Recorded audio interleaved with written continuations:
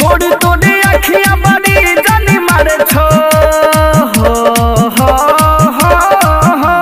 गोड़ी तोड़ी अखियां बड़ी जानी मारे छो होठवा पलाल की किरनिया के धारी छो केना छे रूपवा कमाल के गे सुगहनिया गे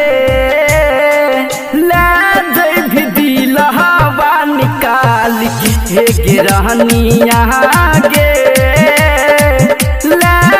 भी दिलहवा के काढ़ के।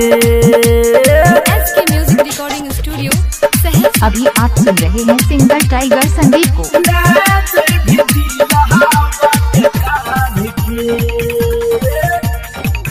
सोनमा के पानी देना झलके छो जवानी मन कर चूम ली हम तो रोज रानी गे सुगनी।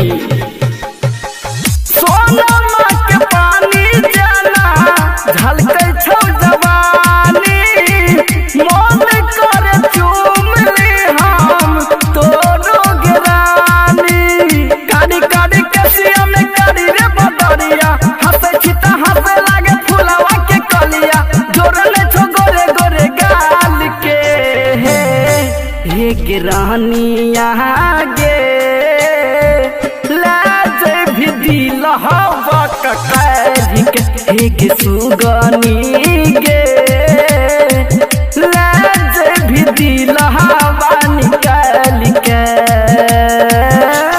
SK म्यूजिक रिकॉर्डिंग स्टूडियो सहर। अभी आप सुन रहे हैं सिंगर टाइगर संदीप को। सूट साल बाद पहिर के रहिया में चले छी टाइगर संदीप के तू करे जाके छुए छी के जानू।